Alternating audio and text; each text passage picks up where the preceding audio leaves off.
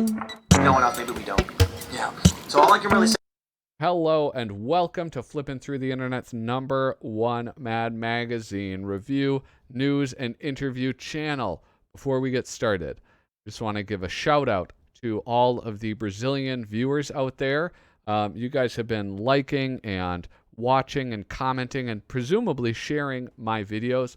I just wanted to say I really do appreciate that a whole heck of a lot. If you like these videos the same way our Brazilian brethren do, then share the video with somebody that you care about. If you don't like it, share it with somebody that you hate. Anyway, I got a request, not for a specific Mad Magazine, but for an era of Mad Magazine. It was pointed out to me that I spend a lot of time sort of on either end of the spectrum, either like very old Mad Magazines or very new Mad Magazines, but I haven't really done any from the 70s and 80s. So I chose the very first Mad Magazine to be released, at least on the cover, the dated January 1985, the year of my birth. This is Mad Magazine 252, released January 1985. Our price, $1.25, which is indeed cheap. Now, this is somebody, I think all of the covers that I've covered so far, most of the covers, have been like Kelly Freas, Norman Mingo, and I mean, they've really had done the bulk of them. This is a cover artist that I'm not as familiar with. It is Armand Lee, and this is like a beautiful cover. This is I would say a pretty famous looking cover, in my opinion. At least it's one that jumps out to me. We have for those of you who maybe are unfamiliar with the culture and customs of the United States of America, this is a statue called the Statue of Liberty, given to us by the French government. And it is, Lady Liberty. The Statue of Liberty has many names. And it is in New York Harbor, and it is greeting those immigrants who would enter the United States from or through New York City. And here it is. There's a helicopter with a giant Q-tip going in to clean the ear. Anyway, so I picked 1985 because that's the year I was born. An issue didn't come out in May. All of them, it's like January, April, then July. So I figured I would just go with the first one of the year. So here we have stuck for Christmas gift ideas with gift subscriptions to Mad Magazine. You save money and give free extra Christmas presents. Now, this is the type of subscription that I received my magazines through. My uncle, Mo, he would get himself a subscription to Mad Magazine, and he would get, I think first my brother. He was buying my brother subscriptions to Mad Magazines, and then he started buying me subscriptions to Mad Magazines. He continued probably well past the point where I could afford my own subscription to Mad Magazine. But I loved it. It was something that I really appreciated, and I mean, obviously has stuck with me for the rest of my life. So vital features: Family Ties, Mad TV show satire. This is what I'm trying to do. I'm trying to see if I can start identifying the artist by the art. I'm going to guess Mort Drucker. Well, maybe it's Angelo Torres. I don't know. Is this Jack Davis? Was Jack Davis? There's Paul Coker Jr., Dave Berg. Who is this? I don't know these two. This one might be actually Angelo Torres. This might be Mort Drucker because of the noses. That seems to be something that he likes to exaggerate. Let's see how well I did. Here we have our letters department. Oh, nice. Okay, look at this. I did a video on this. Right there, you can check it out. It's the Spy vs. Spy video game. Now, the one that I was playing, let's read what this fellow has to say. Mad Computer Software. I thought your readers, all 24 of them, would like to know that the official Mad Magazine Spy vs. Spy game is now available for the Commodore 64, Apple II series, and Atari home computer systems. It's an easy game to play but a difficult one to master, which is why the slogan of the game is, if at first you don't succeed, spy again. The game is available wherever computer software is sold, but if any of your Claude readers have any questions about it, they can write or call First Star Software, 18 East 41st Street, New York, 10017. Telephone number 212-532-4666. Wait, that's probably still a phone number. And here's the guy. Oh, this is from the man who made it, or at least he's president of the company that made it. Yes. You please tell your usual gang of cheap idiots to stop calling my office and bugging my secretary for free copies of the game? The answer is no.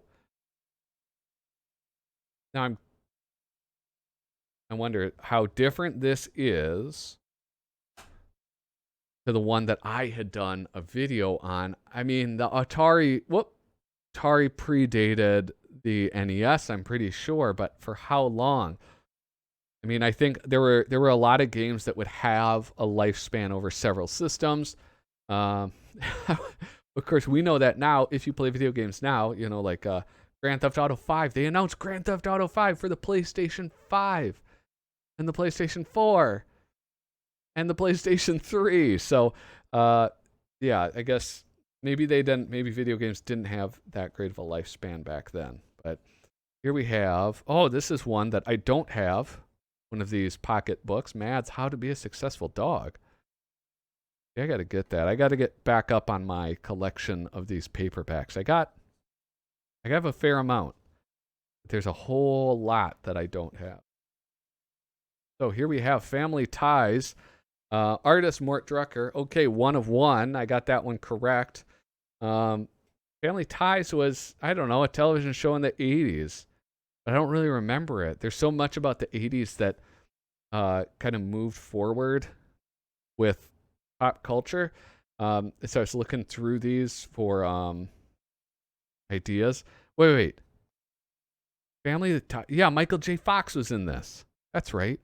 He was like a young Republican or something. I forget. Gosh, what was that? Anyway, there are so many things like that made the cover of Mad Magazine in the 1980s that just kept going on in pop culture. Like there's like movies like Rocky and Aliens and things like that, which it's just, of course, that's still relevant. Or things like references to, George Bush Sr. or Ronald Reagan. I mean, maybe it's just because I was a child at that time that carries forward. Just like, some of the stuff that predated when I was a child, just mostly obscure to me. I don't know. So one fine morning at the state prison, here we have, look at that. It is. What a great day. What a great day to die. Hold it. Is there some word from the governor, Warden? Yes, hold these. Governor says let her rip. He's got to get a jump. Oh, Don. All right, the evolution of the species updated. All right, this is written by Harry North and Chris Hart, neither of whom do I know very well. So a family tree. I guess maybe we read it from down lower to up. 60s, 70s, 80s, yeah. So Homo sapien. This species deviates from acceptable sexual norms by attracting mates of the same sex. They successfully produce lasting relationships. They are not as successful at producing offspring. All right, okay, guys, listen. It was a different time, okay? Feminists liberatos.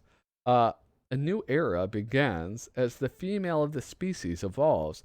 Asserting her role in the male workforce, the male, however, reaps his revenge by cooking her dinner. That's funny, right?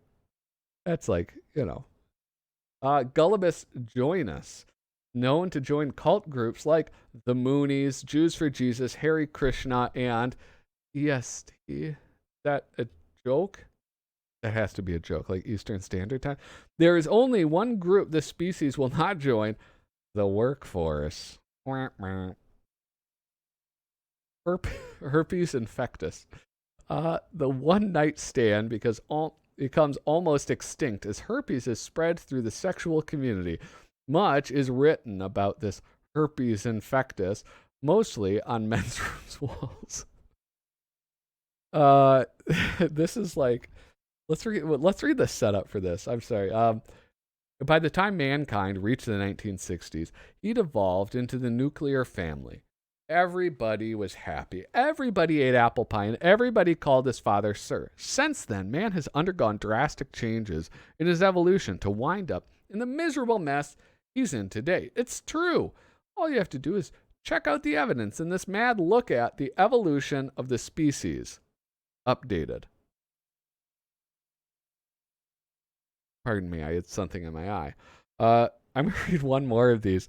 This is something that, like, I think most of this is, like, pretty, it's actually pretty tame. It is interesting just to see a joke about gay people, just, like, right as the first thing that you read. I don't think that it's especially mean-spirited. I think that, obviously now it's like, you know, that type of thing doesn't fly, you know, and I think it's probably because of the people who were making the mean-spirited ones. Anyway, the TV show Star Trek is canceled, and an annual religious event is created as millions of this new species devoted fans gather to perform a ceremonial death rite for the show. This is now known as a convention. Oh, goodness. Something's like really in my eye. It's watering a whole bunch. Pardon me. All right. So after the game is over, this is the one. This is my other one. Yes, artist Jack Davis, 2 for 2. Writer Lou Silverstone. Whenever we go to a sporting event and things get dull and boring on the playing field, which happens quite often in the New York area, what with the Mets, Nets, Giants, Devils, etc., we amuse ourselves by looking around at all the characters in the stands, not including ourselves, wondering what these weirdos are like after the game is over. So here's Mr. Macho at the game. We're number one. We're number one. And after the game is over, are you kidding? You want me to go out in the cold and shovel the walk? You want me to get pneumonia? That's me. That's definitely me. The eagle eye at the game. Out! The ball was out by an inch. After the game, keep going. You got plenty of room. Oh my goodness. Oh, here we go. I like this. The human computer at the game. Look, he's sending Klutz in to hit for Snurd. How stupid can you get? With men in scoring position against left-handers, Klutz is hitting 250 and Snurd 225. But against righties, Snurd is hitting 260 and Klutz only 195. And Finster's a writer with an ERA of 2.77 against lefties and 1.75 against righties. And Klutz is a righty. Dumb. And after the game is over, no, Matthew. It was Columbus, not Magellan. And the year was 1492, not 1776. It's an F, I'm afraid. Oh, it didn't even have it centered. What a dope. Anyway, that's isn't that every kid? Every kid ever at school talking about being forced to talk about things that are uninteresting? Yeah, that's what it's like. The hardy soul. Come on, Ump, let's play ball. What are you afraid of? Melting? It's barely drizzling. After the game is over, did you hear, Zelda? It's going to rain tonight. I guess we can forget about going out to visit your parents. Hey, look, there's Mr. Macho again. Anyway, the Mad movie rating system. Now, this is, if you are unaware, like the Motion Picture Association. Well, all right. Oh, no. Okay, they explain it right here. And they'll probably get it right. Back in the mid-1960s, the Motion Picture Association of America came up with its code and rating system to let moviegoers know ahead of time just what kind of film they were wasting their money on. It came up with 4 different ratings. G, general audience. PG, parental guidance. Now, if you were unaware, it's like one of those things that is, it almost seems mandatory, right? And if your movie is not rated, you don't get into theaters, you would think, or you have the unrated editions come out afterwards. That happens especially with comedies. This is something that was, it's almost like what happened with Frederick Wertham and what is that book he wrote about comics and how they're so corrupting to children. I think this came, well, after it, obviously. But the comic book industry adopted the Comics Code Authority, and so that they would not have to abide by the Comics Code Authority, MAD shifted from being a comic book sized publication into a magazine sized publication. So then they don't even have to abide by the Comics Code Authority. Movies are the same thing. This is actually, it's completely optional. They don't have to be rated. This is something that was self-imposed, and unlike the Comics Code Authority, this has continued. And I think a big part of it is because this actually gives some useful information, whereas the Comics Code was just censorship, essentially. So goody. So G means it's a goody stamp of approval. No producer wants his film to get this. It's guaranteed box office failure. What? Okay. Oh, an indication of some semi-strong language and hints of sex that only Reverend Jerry Falwell would find offensive are... All right, so that's Fantasia. That is The Return of the Jedi. Right? Because they're in Jabba's palace, and there's Lando back there. What is this movie? Restricted. We're into the adult era. Means violence. It's two of America's favorite sex and violence. And then X, which I don't think that used. Hardcore pornography here. Sex, and more sex. Watch out for guys with raincoats if you go into this one. Oh my goodness. Guys with raincoats. Stay away from them. So here we go. We have new ratings, I guess. That's the premise of this. So a BB. This. All right, hold on. Okay, so this film contains at least one eye-popping full frontal shot of a well-known actress's famous bare breasts. So that's BB rating. All right. Now in the 1980s, BB, that's like everything. Everything would get, I would get a BB. Oh, here we go. FD, good first date movie. Sexy, but not so dirty. You know that movie about a man who becomes a pimp? A high school pimp? Great first date movie.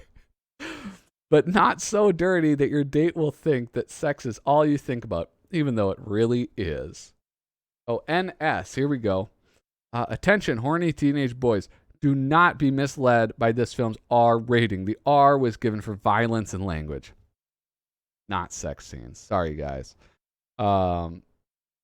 Let's see. ZZ. Another pseudo-intellectual American director pays boring homage to the very boring Bergman or Fellini. You'll fall asleep in your popcorn. Goodness, yes.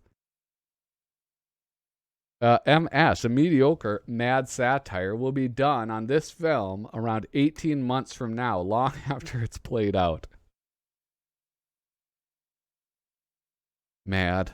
The always self-aware Mad magazine. The lighter side of... I can't even look at these anymore. I know I say it like every time, but it's just... I can't even look at them. Okay, we'll look at one. We'll look at this. Well, and of course I was right, but Dave Berg is so easy to predict. So we'll read this one about medications, right? In case there's some real big Dave Berg fans. Dave Berg fans are like, they're like fans of Saturday Night Live. I don't believe that they actually exist. Conk. Who threw this bottle of medication? Nearly busted my head open. Baby did it. What's the matter with you? Can't you read instructions? What? Instructions? It says very clearly, danger, keep out of the reach of children. See what I mean, guys? I didn't even pick that one on purpose, all right? One fine Christmas in the jungle. Oh my God, these are always just... Anyway. Read it yourself. All right. So it's Christmas, feed the needy, and they just start putting human body parts in there. There's like, I feel guilt for laughing so heartily at that. Hey, here's a new MAD look at the shape of things. We call them MAD turnarounds. Oh, I like this. All right, I like this a lot. Okay, wear a KKK hat, and you'll be inviting trouble from someone wearing a cop's hat who reaches for his holster. Oh, that's cool. Okay, look at. Boom. It's a KKK hood. You wear that hood. Boom, there's a cop's hat. And then it's the holster. This is fun. Who did this? Mike Metz. I like this. Okay. Think twice before deciding to look down on the guy who uses a hairdryer to make a living. Today, this bird is far from peaceful.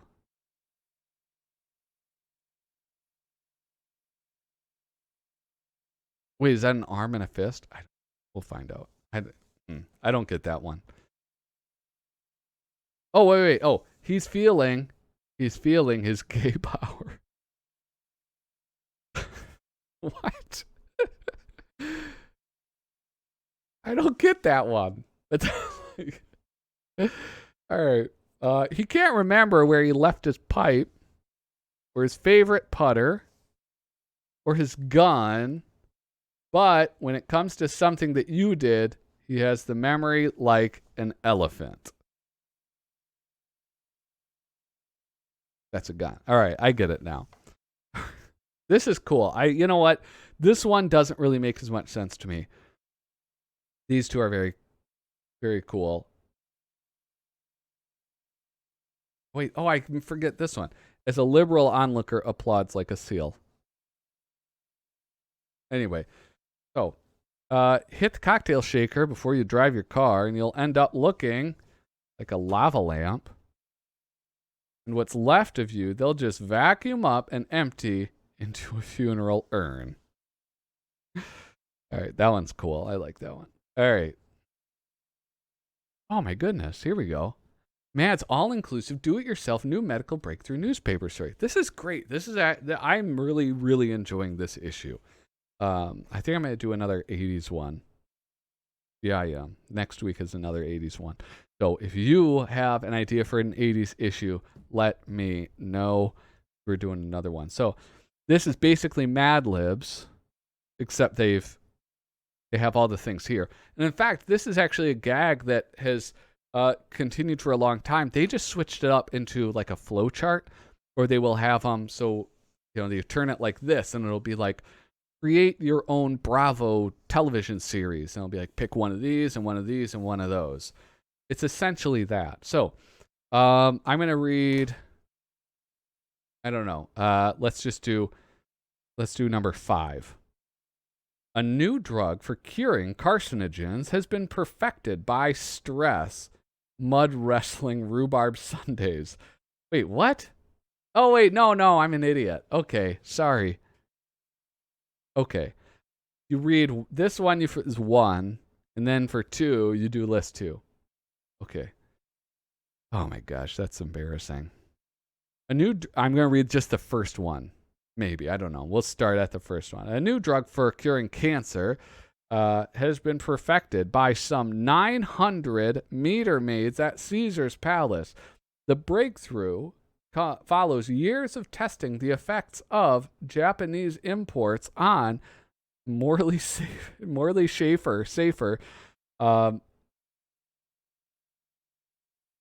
and should bust the chops of people who take baths with their pets and talk to themselves. Created from a gypsy recipe, the new drug attracts flies and is not available to the public. That's fun. Excellent. Joke and dagger department. Spy versus spy. All right, we see the enemy. All right, we'll throw a little lasso. Look over there. Uh-oh, what's he doing? Got two things. Plucks the feathers from my young bird. The tail feathers, no less. In there. Oh, you throw...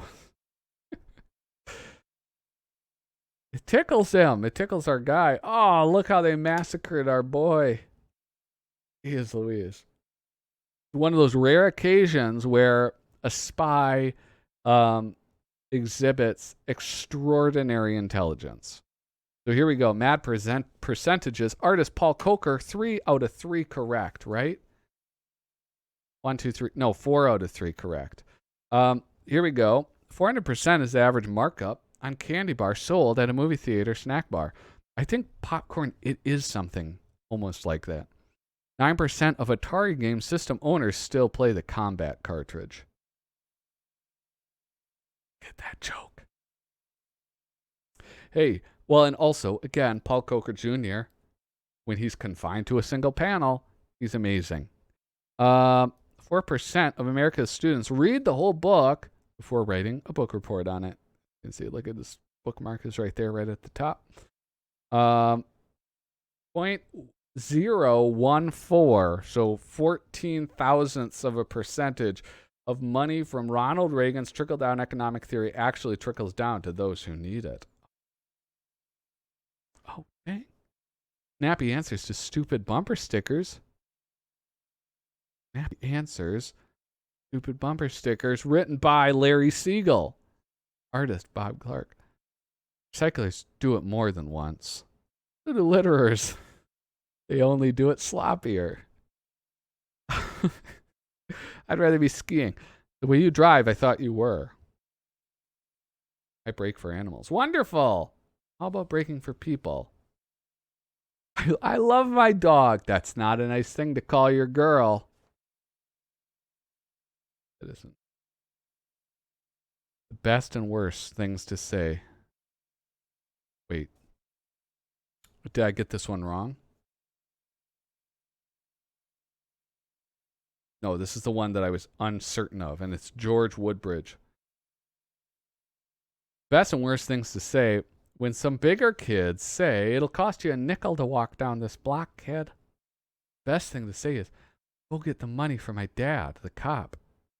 Worst thing to say is, can you change a 20? When an obnoxious guy says, oh, what a fling around the dance floor, kiddo. Oh, why would you call a woman you're trying to dance with kiddo? That seems... The best thing to say to that is, you're awfully brave to ask me to dance, or haven't you heard that I've been exposed to herpes? The worst thing to say is sorry, but I was planning to get some fresh air by taking a stroll down by the lake in the moonlight. Yeah, that is a dangerous thing to say. When a snide librarian says, these books are all overdue, that'll be $1.20. The best thing to say is, I had a hunch I shouldn't have gotten involved when I found them at the bus stop and decided to be a good citizen. The worst thing to say is, that seems cheap enough considering all the pages I cut out of them.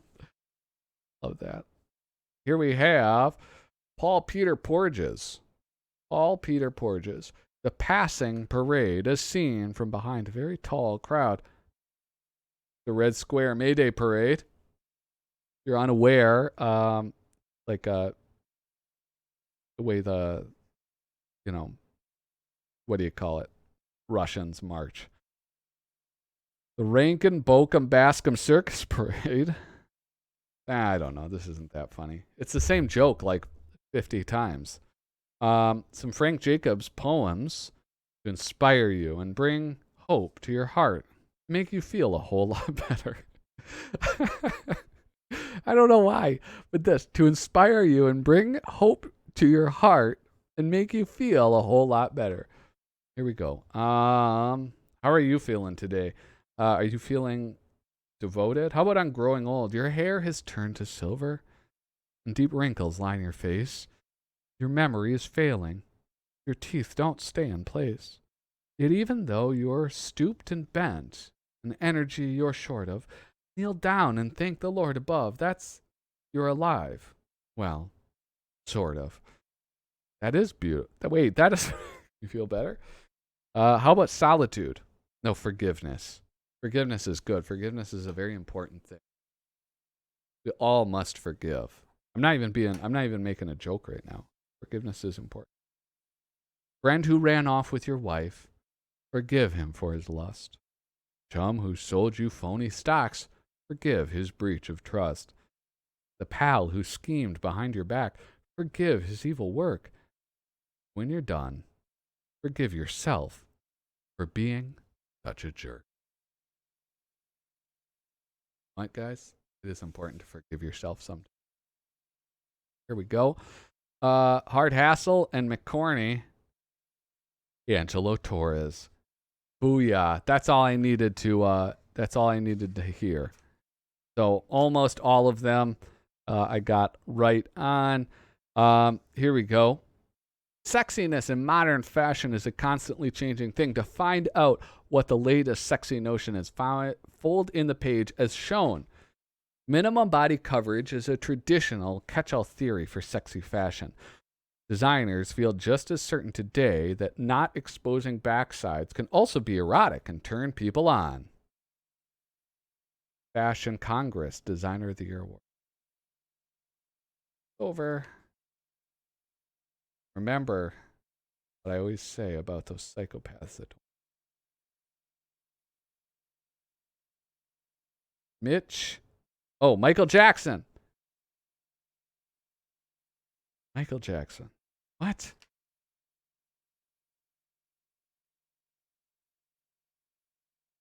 I don't get it, Al. Sorry.